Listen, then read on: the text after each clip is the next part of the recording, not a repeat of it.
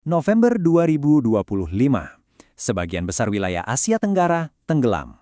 Jutaan orang terpaksa mengungsi, kerugiannya ya tak terhitung. Nah, di tengah kekacauan itu, ada satu cerita yang dengan cepat menyebar dan dianggap sebagai kebenaran oleh banyak orang. Oke, mari kita bedah lebih dalam. Begitu bencana terjadi, nggak butuh waktu lama narasi ini langsung terbentuk. Jari telunjuk pun serempak mengarah ke industri lokal, terutama kelapa sawit, sebagai kambing hitam utamanya. Sebuah cerita yang kedengarannya simpel dan ya gampang dicerna. Nah, disinilah narasi simpel tadi mulai goyah. Coba kita pikirkan, kalau memang sawit dan deforestasi penyebab utamanya, negara-negara yang industrinya nggak signifikan di bidang itu harusnya aman dong kan? Mari kita lihat datanya, biar lebih jelas. Untuk melihat pola yang sebenarnya, kita harus zoom out. Kita perlu melihat gambaran yang jauh lebih besar, dari sekedar cerita lokal menjadi sebuah malapetaka regional. Oke, sekarang lihat polanya di sini. Ini yang menarik banget. Filipina, yang bukan pemain utama sawit, punya 1,4 juta pengungsi. 5 provinsi di Vietnam tenggelam. Sri Lanka, Thailand, Malaysia, semuanya kena dampak parah. Bahkan di area yang sama sekali bukan penghasil sawit. Bencana ini kan jelas melintasi batas negara, industri, dan kebijakan. Ini menunjukkan ada sesuatu yang jauh lebih besar di baliknya.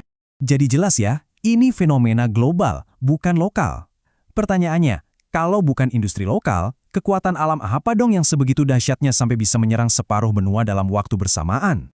Sekarang kita tinggalkan dulu narasi yang keliru tadi dan beralih ke jawaban ilmiah. Apa sih yang sebetulnya terjadi di balik badai dahsyat itu? Panggungnya bisa dibilang sudah disiapkan oleh fenomena La Niña yang super kuat. Fenomena ini memompa uap air dalam jumlah masif ke atmosfer yang pada dasarnya siap untuk ditumpahkan ke daratan. Dan ini bukan cuma satu badai loh, ini tuh kayak rentetan pukulan tanpa henti. Ada topan Fungwong di Filipina, lalu bergerak ke Vietnam, di akhir bulan hampir bersamaan ada topan Koto, topan Dituah, dan siklon Senyar yang menyapu Thailand, Sri Lanka, Malaysia, dan Indonesia. Benar-benar serangan cuaca tanpa jeda. Dan dari semua data yang ada satu angka yang benar-benar mengubah segalanya, 400 mm. Sebanyak itulah curah hujan yang turun per hari di sebagian wilayah Sumatera selama 3 hari berturut-turut. Biar kebayang ya, se-ekstrim apa angka ini. Ambang batas hujan ekstrim menurut BMKG itu di atas 150 mm per hari. Kejadian ini curah hujannya 400 mm. Artinya ini lebih dari 2 kali lipat standar cuaca ekstrim. Skalanya benar-benar berbeda. Dan kalau Anda pikir ini masih bisa ditangani, coba lihat ini.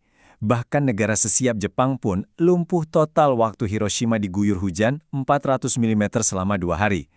Ini adalah kekuatan alam yang mampu melumpuhkan negara paling siap sekalipun. Nah, ini poin paling krusialnya. Kenapa penting banget untuk tahu penyebab yang benar? Karena diagnosis yang salah akan selalu mengarah pada solusi yang salah. Selalu. Solusi-solusi populer yang sering kita dengar seperti ayo tanam lebih banyak pohon atau tutup aja industri sawit, niatnya sih baik, tapi itu sama aja seperti mencoba menghentikan tsunami pakai ember. Skalanya nggak sebanding. Kalau kita terus-terusan menyalahkan industri lokal untuk sebuah peristiwa cuaca global, kita fokus pada masalah yang salah. Akibatnya, kita jadi nggak siap menghadapi bencana berikutnya dan masalah yang sama akan terus berulang. Ingat, salah diagnosis, salah solusi. Lalu, apa dong solusi yang benar? Nah, untuk ini kita bisa belajar dari ahlinya menghadapi badai.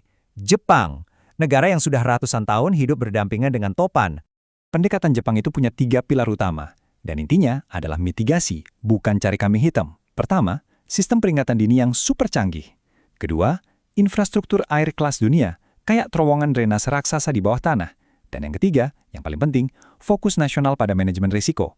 Mereka bersiap menghadapi bencana yang tak terhindarkan, bukan sibuk menyalahkan setelah semua terjadi. Pelajaran utamanya di sini adalah pergeseran pola pikir. Bukan lagi reaktif dan marah-marah, tapi proaktif dan cerdas dalam melakukan persiapan. Dan karena kelapa sawit ini sering banget jadi kambing hitam, penting juga buat kita lihat datanya sebentar. Ini bukan untuk membela, tapi untuk memahami konteks agar kita nggak lagi salah diagnosis di kemudian hari. Faktanya, data menunjukkan kalau kelapa sawit itu justru minyak nabati yang paling efisien soal penggunaan lahan. Ironisnya, kalau kita ganti sawit dengan minyak lain, kita malah butuh lahan yang jauh lebih luas, yang resikonya justru bisa menyebabkan deforestasi yang lebih besar. Dan jangan lupa, di Indonesia saja, ada sekitar 3 juta petani kecil beserta keluarga mereka yang hidupnya bergantung dari industri ini. Ini adalah fakta sosial yang tidak bisa kita abaikan begitu saja. Semua ini membawa kita ke sebuah analogi penutup, cara berpikir terakhir yang paling penting untuk memahami isu yang kompleks ini. Analogi ini rasanya pas banget ya. Menyalakan sawit untuk banjir se-ekstrim ini tuh ibaratnya kita nyalain tanaman di halaman rumah, pas atap rumah kita hancur lebur kena puting beliung. Fokusnya salah total. Jadi, pertanyaannya sekarang buat kita semua. Apakah kita benar-benar fokus pada masalah yang sesungguhnya? Atau kita hanya fokus pada pihak yang paling gampang untuk disalahkan? Karena pada akhirnya, masalah besar itu butuh solusi struktural, bukan yang sifatnya simbolis. Dan data tidak bisa dibantah oleh opini. Sementara itu, badai berikutnya sudah mulai terbentuk di Cakrawala. Baiklah, kita sudah sampai di akhir topik yang sangat menarik ini. Sebelum Anda menutup tab, izinkan saya memberitahu fakta yang mengejutkan. Lebih dari 75% dari Anda yang menonton video ini sampai detik terakhir belum mengklik tombol subscribe. Apabila Anda merasa menikmati konten, jangan lupa share ke teman atau keluarga. Dan supaya Anda tidak melewatkan informasi dan eksklusif video yang akan datang. Jangan biarkan diri Anda menjadi bagian dari mayoritas yang ketinggalan kesempatan emas ini. Ambil tindakan sekarang juga.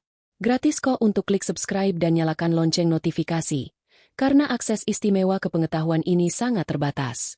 Jadilah yang pertama tahu. Dan jangan jadi penonton pasif yang hanya numpang lewat. Subscribe sekarang.